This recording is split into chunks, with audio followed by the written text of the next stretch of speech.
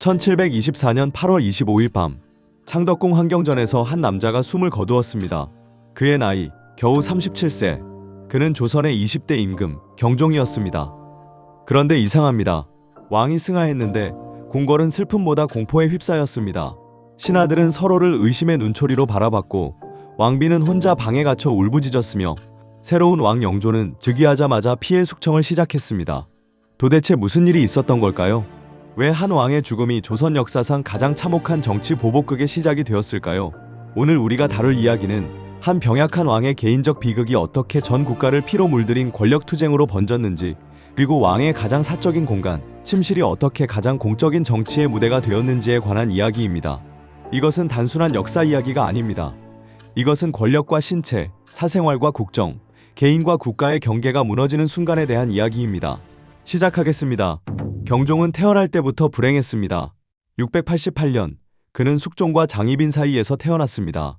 여러분도 아시다시피 장희빈은 조선 역사상 가장 논쟁적인 인물 중 하나입니다. 궁녀 출신에서 후궁, 그리고 왕비까지 올랐지만 결국 사약을 받고 죽은 비운의 여인, 경종, 당시 이름 유는 태어나자마자 정치적 폭풍의 중심에 섰습니다. 1689년, 겨우 2살의 나이에 원자, 즉 세자로 책봉되었는데 이것이 바로 조선 역사를 뒤흔든 기사환국의 시작이었습니다. 서인들은 몰락하고 남인들이 집권했습니다.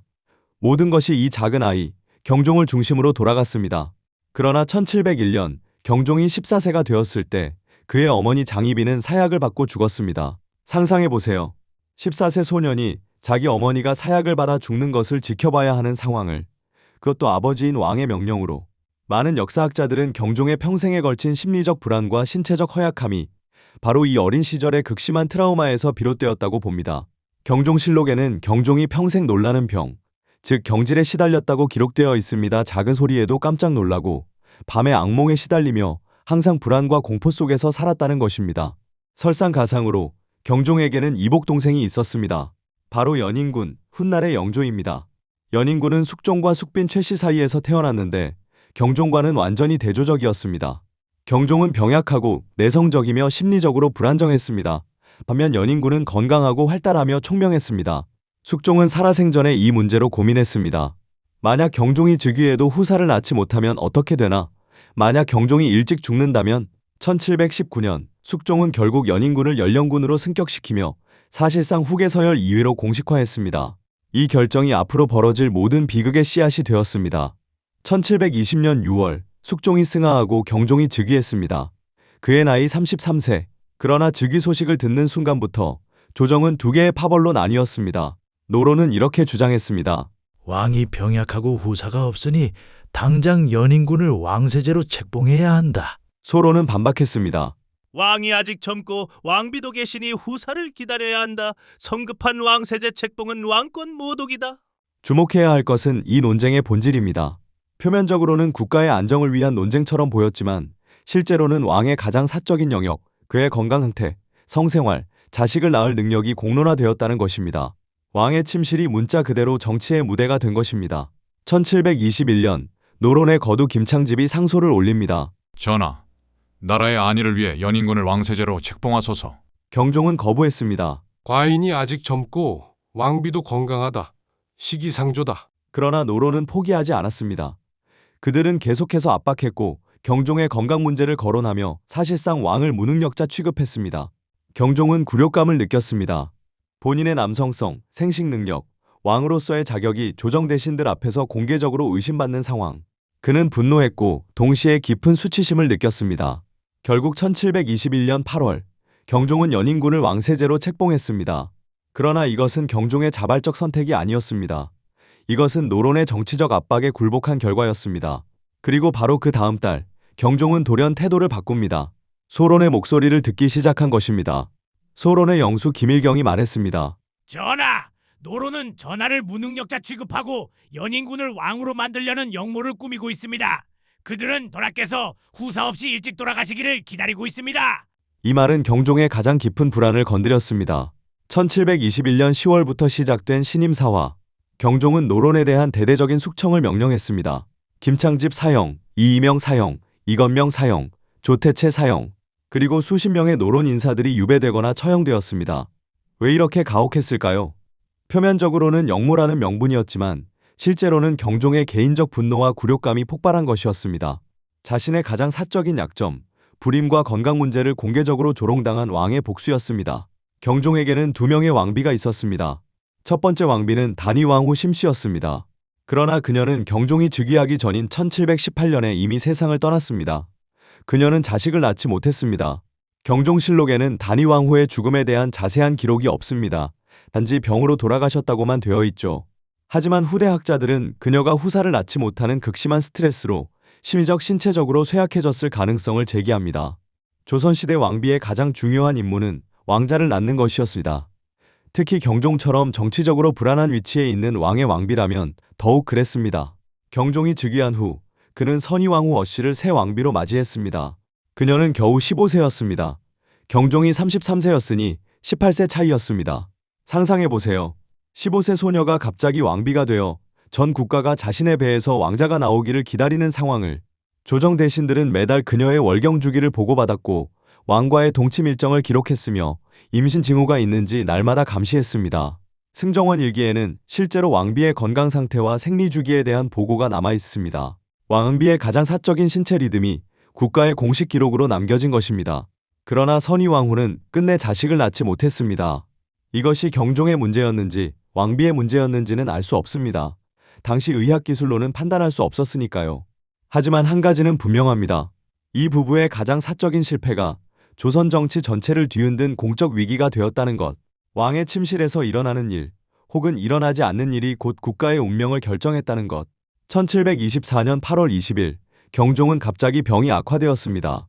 그는 개를 먹은 후 심한 복통을 호소했고 며칠 후인 8월 25일 숨을 거두었습니다. 그런데 이상한 점들이 있었습니다. 첫째, 경종은 개를 먹은 직후부터 증세가 악화되었습니다. 둘째, 당시 경종의 주치의 중 일부는 노론 소속이었습니다. 셋째, 영조, 즉 연인군은 경종이 위독하다는 소식을 듣고 즉시 궁으로 들어왔습니다. 소론 측은 즉시 의혹을 제기했습니다. 경종은 독살당했다. 노론과 연인군이 공모해서 왕을 살해했다. 경종의 죽음에는 크게 세 가지 설이 있습니다. 첫 번째는 자연사설입니다.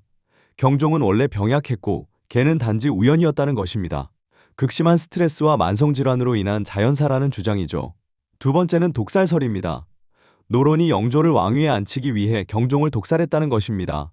개에 독을 넣었거나 병이 있는 왕에게 일부러 개를 먹였다는 의혹입니다. 세 번째는 의료 과실설입니다. 노론 의사들이 일부러 잘못된 치료를 했다는 것입니다. 직접적 독살은 아니지만 의도적 방치였다는 주장입니다. 현대 역사학자들의 견해는 분분합니다. 확실한 증거는 없습니다. 하지만 한 가지는 분명합니다. 당시 사람들 대다수가 독살을 의심했다는 사실입니다. 경종이 죽은 다음 날 연인군은 영조로 즉위했습니다. 그의 나이 31세. 그러나 영조는 즉위와 동시에 평생 짊어져야 할 십자가를 얻었습니다. 형을 죽이고 왕위를 빼앗은 역적이라는 의혹. 영조는 52년간 재위하며 조선 중흥기를 이끈 명군이었습니다. 하지만 그는 평생 이 의혹에서 자유롭지 못했습니다. 영조실록을 보면 영조는 재위 내내 나는 경종을 해치지 않았다. 고수 없이 변명합니다. 특히 말년에 가까워질수록 이 집착은 더 심해졌습니다. 영조는 생전에 자신의 묘비명을 직접 지었는데 거기에 이렇게 썼습니다. 나는 형님을 사랑했고 충성했다. 죽어서도 자신의 무죄를 증명하려 했던 것입니다. 경종의 이야기는 단순한 왕조사가 아닙니다. 이것은 개인의 사적 영역과 공적 책임의 경계가 무너질 때 어떤 일이 벌어지는지를 보여주는 사례입니다. 세 가지 질문을 던져봅니다. 첫째, 한 개인의 신체적 약점이 공개적으로 논의되어야 하는가? 둘째, 지도자의 사생활과 국가의 안정, 어느 쪽이 우선인가? 셋째, 권력자의 개인적 고통이 정치적 복수로 정당화될 수 있는가? 흥미롭게도 비슷한 일이 19세기 스페인에서도 벌어졌습니다.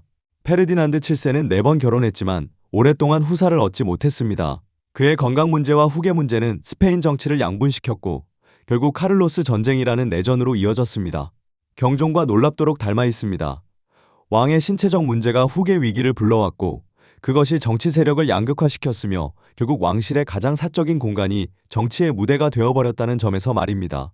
동서양을 막론하고 권력자의 사적 영역이 공적 위기가 되는 패턴은 반복됩니다. 오늘날에도 이 문제는 여전합니다. 정치 지도자의 건강 문제는 공개되어야 하는가? 국민의 알 권리와 개인의 프라이버시, 어떻게 균형을 맞춰야 하는가? 경종의 비극은 300년 전 이야기지만 그것이 던지는 질문은 여전히 현재 진행형입니다. 경종이 죽은 후 소론은 거의 전멸했습니다. 영조는 즉위 직후 정미환국을 단행하며 소론을 대대적으로 숙청했습니다. 의왕 후 어씨는 남편이 독살당했다고 믿으며 평생을 울분 속에 살다가 1730년 21세의 나이로 세상을 떠났습니다. 한 병약한 왕, 2명의 왕비, 1명의 이복 동생, 그들의 사적인 고통이 조선을 피로 물들인 권력투쟁이 되었습니다. 역사는 때때로 가장 사적인 곳에서 시작됩니다. 왕의 침실, 왕비의 자궁, 한 남자의 병약한 몸. 경종의 이야기는 우리에게 묻습니다. 권력이란 무엇인가? 개인의 존엄성과 국가의 안정, 무엇이 더 중요한가? 그리고 우리는 타인의 가장 사적인 고통을 어떻게 다뤄야 하는가? 300년 전 창덕궁 환경전에서 숨을 거둔 한 왕은 자신의 침실이 역사의 무대가 되리라는 것을 알았을까요? 아마도 그는 끝까지 그저 한 명의 평범한 남자로 살고 싶었을지도 모릅니다. 하지만 역사는 그를 그냥 두지 않았습니다. 그리고 그의 비극은 오늘날까지 우리에게 깊은 질문을 던지고 있습니다. 시청해주셔서 감사합니다.